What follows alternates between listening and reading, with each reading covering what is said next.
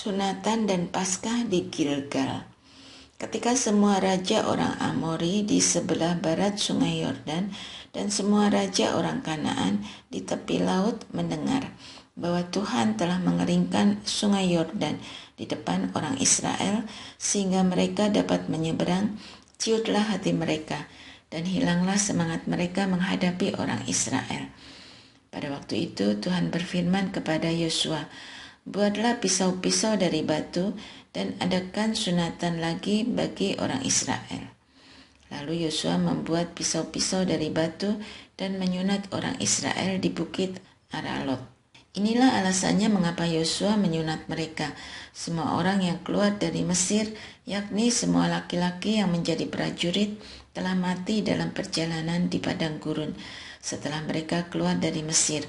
Sebab semua orang yang keluar dari sana telah disunat, tetapi semua orang yang lahir dalam perjalanan di padang gurun sejak keluar dari Mesir belum disunat. Selama 40 tahun, orang Israel berjalan di padang gurun sampai binasa seluruh prajurit di antara bangsa itu yang keluar dari Mesir, karena mereka tidak mau mendengarkan firman Tuhan. Mengenai mereka Tuhan telah bersumpah bahwa mereka tidak akan melihat negeri yang dijanjikan Tuhan dengan bersumpah kepada nenek moyang mereka untuk diberikan kepada kita, suatu negeri yang berlimpah-limpah susu dan madunya. Yosua menyunat anak-anak mereka yang telah diberikan Tuhan sebagai pengganti mereka. Mereka masih berkutub karena mereka belum disunat dalam perjalanan. Setelah seluruh bangsa itu selesai disunat, mereka tinggal di tempat masing-masing di perkemahan itu sampai mereka sembuh. Tuhan berfirman kepada Yosua, hari ini aku telah menyingkirkan darimu celah dari Mesir. Itulah sebabnya nama tempat ini disebut Gilgal sampai hari ini. Ketika berkemah di Gilgal, orang Israel merayakan Paskah pada tanggal 14 bulan itu, pada waktu petang di dataran Yeriko. Sehari sesudah Paskah, tepat pada hari itu, mereka makan roti tidak beragi dan gandum panggang, hasil bumi dari negeri itu.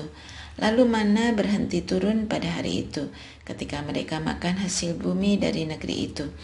Tidak ada lagi mana bagi orang Israel. Pada tahun itu mereka makan hasil bumi Kanaan. Panglima bala tentara Tuhan. Ketika Yosua ada di dekat Yeriko, ia melayangkan pandang dan melihat. Tiba-tiba seseorang berdiri di depannya dengan pedang terhunus di tangannya. Yosua mendekatinya dan bertanya kepadanya, apakah engkau kawan atau lawan kami? Jawabnya, bukan, tetapi aku adalah panglima bala tentara Tuhan. Aku di sini sekarang. Lalu Yosua sujud dengan mukanya ke tanah, menyembah dan berkata kepadanya, apa yang hendak Tuanku katakan kepada hambamu ini? Jawab panglima bala tentara Tuhan itu kepada Yosua, lepaskanlah kasutmu, sebab tempat engkau berdiri itu kudus. Yosua pun berbuat demikian. Yeriko di bumi hanguskan. Kota Yeriko sudah ditutup dan tertutup rapat oleh karena orang Israel. Tidak ada orang keluar masuk kota itu. Berfirmanlah Tuhan kepada Yosua, lihatlah, aku sudah menyerahkan ke dalam tanganmu Yeriko dengan rajanya dan pejuang-pejuangnya yang gagah perkasa. Kamu para prajurit sekalian harus mengelilingi kota itu dan mengitarinya 1 kali. Engkau harus berbuat demikian selama 6 hari. Dan 7 imam membawa 7 sangkakala dari tanduk domba di depan tabut. Tetapi pada hari ke-7, kamu harus mengelilingi kota itu 7 kali, sementara imam-imam itu meniup sangkakala. Ketika sangkakala dari tanduk domba itu ditiup dengan bunyi yang panjang, dan kamu mendengar bunyi sangkakala itu, seluruh bangsa itu harus bersorak-sorai dengan nyaring. Pada saat itu, tembok kota akan roboh. Lalu bangsa itu harus menaikinya, masing-masing di bagian yang terdekat. Kemudian Yosua bin Nun memanggil imam-imam dan berkata kepada mereka, angkatlah tabut perjanjian itu, 7 imam harus membawa 7 sangkakala dari tanduk domba di depan tabut Tuhan.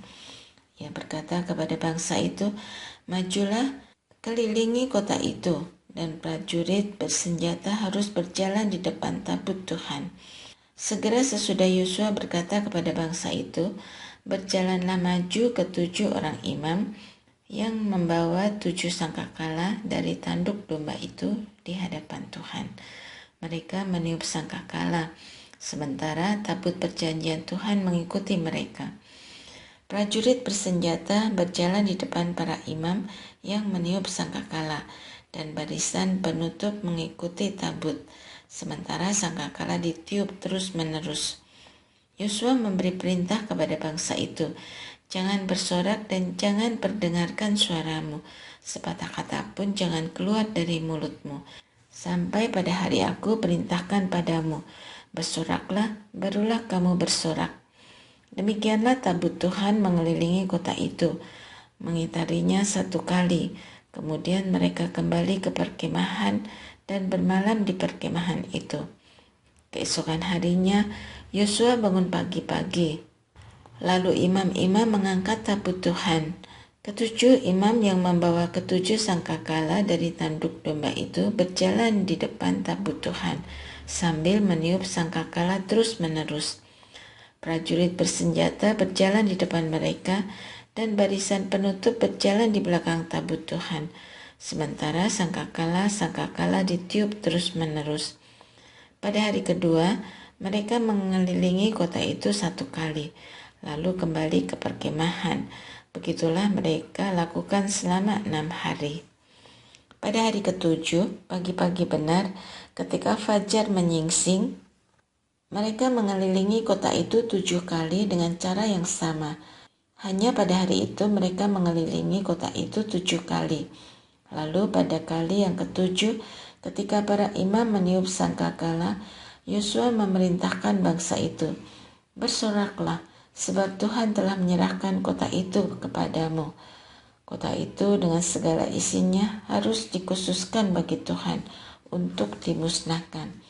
Hanya Rahab pelacur itu yang akan tetap hidup, serta semua orang yang bersama dia dalam rumahnya, karena ia telah menyembunyikan orang-orang yang kita utus.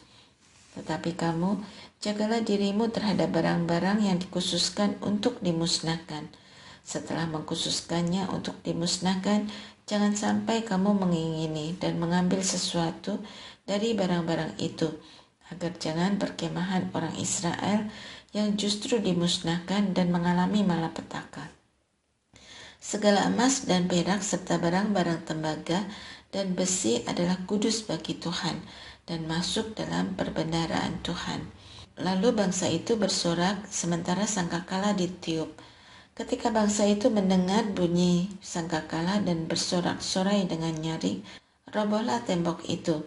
Bangsa itu menaikinya masing-masing di bagian yang terdekat, masuk kota dan merebut kota itu. Mereka menumpas dengan mata pedang semua yang ada dalam kota itu, baik laki-laki maupun perempuan, baik orang tua maupun orang muda, juga lembu, domba, dan keledai. Yosua memerintahkan kedua orang yang telah mengintai negeri itu, "Masuklah ke rumah pelacur itu dan bawalah dia keluar dari sana dengan semua yang bersama dia, seperti yang telah kamu janjikan kepadanya dengan sumpah." Lalu masuklah kedua pengintai yang masih muda itu dan membawa Rahab keluar bersama ayah, ibu, dan saudara-saudaranya, serta semua yang bersama dia, bahkan seluruh kaum keluarganya. Kedua pengintai itu mengungsikan mereka di luar perkemahan orang Israel. Namun, kota itu dan segala sesuatu yang ada di dalamnya mereka bumi hanguskan. Hanya perak dan emas, barang-barang tembaga dan besi mereka serahkan ke dalam perbendaharaan rumah Tuhan. Demikianlah Rahab pelacur itu dan keluarganya serta semua yang bersama dia dibiarkan hidup oleh Yosua. Perempuan itu tinggal di Israel sampai hari ini, karena ia telah menyembunyikan orang-orang yang diutus Yosua untuk mengintai Yeriko. Pada waktu itu Yosua bersumpah, katanya, Terkutuklah di hadapan Tuhan orang yang berupaya membangun kembali kota Yeriko ini. Dengan nyawa anak sulungnya, ia akan meletakkan dasar kota itu, dan dengan nyawa anak bungsunya, ia akan memasang pintu gerbangnya. Tuhan menyertai Yosua, dan terdengarlah kabar tentang dia di seluruh negeri itu. Dosa Akan dan akibatnya. Orang Israel berlaku tidak setia mengenai barang-barang yang dikhususkan untuk dimusnahkan itu. Akan bin Karmi bin Sabdi bin Serah dari suku Yehuda mengambil sesuatu dari barang-barang yang dikhususkan itu. Murka Tuhan pun menyala-nyala terhadap orang Israel. Yosua mengutus orang dari Yeriko ke kota Ai yang terletak dekat Bet Awen di sebelah timur Betel dengan perintah, "Pergilah mengintai negeri itu." Lalu orang-orang itu pergi mengintai kota Ai. Kemudian mereka kembali kepada Yosua dan berkata kepadanya, "Tidak perlu seluruh bangsa itu pergi, cukuplah 2 atau 3.000 orang pergi menggempur kota itu. Jangan melelahkan seluruh bangsa itu ke sana, sebab orang-orang di sana hanya sedikit saja." Lalu berangkatlah kira-kira 3.000 orang dari bangsa itu ke sana. Tetapi mereka melarikan diri dari kota Ai. Orang Ai menewaskan kira-kira 36 orang dari mereka. Orang-orang Israel itu dikejar dari depan gerbang kota sampai ke Shebarim dan dipukul kalah di lereng. Lalu kecut dan ciutlah hati bangsa itu. Yosua pun mengoyak pakaiannya dan sujud dengan mukanya sampai ke tanah di depan tabut Tuhan hingga petang bersama tua-tua Israel. Mereka menabur debu di kepala mereka. Yosua berkata, "Ah Tuhan Allah, mengapa Engkau menyuruh bangsa kami ini menyeberangi sungai Yordan untuk diserahkan kepada orang Amori dan dibinasakan? Lebih baik dulu kami putuskan untuk tetap tinggal di seberang sungai Yordan. Oh Tuhan, apakah yang akan kukatakan setelah orang Israel berbalik lari dari hadapan musuhnya? Orang Kanaan dan seluruh penduduk negeri ini akan mendengar hal itu. Mereka akan mengepung kami, melenyapkan nama kami dari muka bumi. Apa yang akan kau lakukan demi namamu yang besar itu?" Lalu Tuhan berfirman kepada Yosua, "Bangunlah, mengapa engkau sujud seperti itu? Orang Israel telah berbuat dosa. Mereka melanggar perjanjianku yang kuperintahkan kepada mereka. Mereka mengambil sesuatu dari barang-barang yang dikhususkan untuk dimusnahkan itu. Mereka mencurinya dan dengan tipu daya menaruhnya di antara barang-barang mereka. Oleh sebab itu, orang Israel tidak mampu menghadapi musuh mereka. Mereka berbalik lari dari hadapan musuh mereka, karena mereka sendiri telah dikhususkan untuk dimusnahkan. Aku tidak akan lagi menyertai kamu, kecuali segala yang dikhususkan untuk dimusnahkan itu kamu lenyapkan dari antara kamu. Pergilah, kuduskan bangsa itu, dan katakan, kuduskanlah dirimu untuk esok hari, sebab demikianlah firman Tuhan Allah Israel. Hai orang Israel, ada yang dikhususkan untuk dimusnahkan di antaramu. Kamu tidak akan mampu menghadapi musuhmu sebelum kamu menyingkirkan barang-barang yang dikhususkan itu dari antaramu. Besok pagi, kamu suku demi suku harus maju ke depan, dan suku yang ditunjuk oleh Tuhan harus maju ke depan kaum demi kaum. Kaum yang ditunjuk oleh Tuhan harus maju ke depan keluarga demi keluarga. Dan keluarga yang ditunjuk oleh Tuhan harus maju ke depan seorang demi seorang. Siapapun yang didapati menyimpan barang-barang yang dikhususkan itu harus dibakar dengan api bersama dengan segala miliknya, sebab ia telah melanggar perjanjian Tuhan dan melakukan kekejian di antara orang Israel. Keesokan harinya, Yosua pagi-pagi benar menyuruh orang Israel maju ke depan, suku demi suku. Lalu kedapatanlah suku Yehuda. Ketika kaum-kaum Yehuda disuruhnya maju ke depan, kedapatanlah kaum Serah. Ketika kaum Serah disuruhnya maju ke depan satu demi satu, kedapatanlah keluarga Sabdi. Ketika disuruhnya keluarga orang itu maju ke depan seorang demi seorang, kedapatanlah Akan bin Karmi bin Sabdi bin Serah dari suku Yehuda. Lalu Yosua berkata kepada Akan, "Anakku, muliakanlah Tuhan Allah Israel dan mengakulah di hadapannya. Katakanlah kepadaku apa yang telah kau lakukan. Jangan sembunyikan apapun dariku." Lalu Akan menjawab Yosua, "Benar, akulah yang berbuat dosa terhadap Tuhan Allah Israel. Seperti inilah yang kuperbuat. Aku melihat jubah yang indah buatan Sinear di antara jarahan itu, dan 200 shikal perak serta sebatang emas seberat 50 shikal. Aku mengingininya, lalu mengambilnya. Semuanya itu disembunyikan dalam tanah di kemahku, dan perak itu di bagian bawah."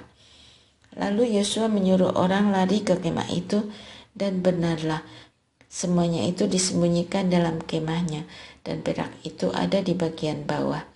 Mereka mengambil semuanya dari dalam kemah dan membawanya kepada Yosua serta kepada semua orang Israel, lalu menghamparkannya di hadapan Tuhan.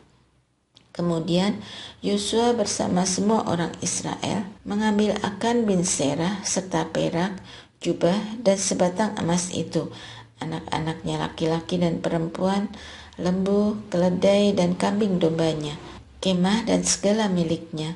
Ia membawa semuanya itu ke lembah Akor. Berkatalah Yosua, "Engkaulah yang sudah mencelakakan kami, karena itu Tuhan mencelakakan engkau hari ini." Lalu seluruh Israel melontari dia dengan batu. Semuanya dibakar dengan api dan dilempari dengan batu. Sesudah itu mereka mendirikan di atasnya timbunan batu yang besar, yang masih ada sampai hari ini. Lalu surutlah murka Tuhan yang menyala-nyala itu. Oleh sebab itu, sampai hari ini tempat itu disebut lembah Akor. Kota Ai dimusnahkan. Kemudian Tuhan berfirman kepada Yosua, "Jangan takut dan jangan kecut hatimu. Bawalah seluruh tentara bersamamu dan majulah menyerang kota Ai. Ketahuilah, aku sudah menyerahkan ke dalam tanganmu raja dan rakyatnya, kota dan negerinya. Engkau harus lakukan terhadap Ai dan rajanya seperti yang kau lakukan terhadap Yeriko dan rajanya. Hanya barang dan ternaknya boleh kamu jarah. Tempatkanlah bagimu orang untuk mengadang kota itu dari belakang." Lalu Yosua dan seluruh tentara maju menyerang Ai. Yosua memilih 30.000 pejuang gagah perkasa dan menyuruh mereka berangkat pada waktu malam. Kepada mereka ia memberi perintah, "Perhatikan, kamu yang mengadang Ai dari belakang kota itu, janganlah terlalu jauh dari kota itu. Siap-siagalah kamu semua. Aku dan semua orang yang bersamaku akan mendekati kota itu. Ketika mereka keluar menyerbu kami seperti sebelumnya, kami akan melarikan diri dari hadapan mereka. Mereka akan keluar mengejar kami sampai kami memancing mereka menjauhi kota itu, sebab mereka akan menyangka orang-orang itu melarikan diri dari hadapan kita seperti sebelumnya. Ketika kami melarikan diri dari hadapan mereka, kamu harus keluar dari persembunyianmu dan merebut kota itu. Tuhan Allahmu telah menyerahkan kota itu ke dalam tanganmu. Segera setelah kamu merebut kota itu, haruslah kamu membakarnya. Kamu harus melakukannya sesuai dengan firman Tuhan. Perhatikanlah perintahku kepadamu." Demikianlah Yosua menyuruh mereka bergerak. Lalu mereka pergi ke tempat persembunyian dan mengambil tempat di antara Betel dan Ai, di sebelah barat kota itu. Sementara Yosua bermalam di antara prajuritnya pada malam itu. Keesokan harinya pagi-pagi benar, Yosua memeriksa barisan prajuritnya itu. Bersama tua-tua Israel, ia berjalan di depan prajurit itu dan maju menuju Ai. Seluruh prajurit yang bersama dia bergerak maju mendekati kota itu sampai di seberangnya. Mereka mendirikan kemah di sebelah utara Ai, dan ada lembah di antara mereka dan Ai. Yosua memilih kira-kira 5.000 orang dan menyuruh mereka bersembunyi di antara Betel dan Ai di sebelah barat kota itu. Demikianlah seluruh tentara itu diatur.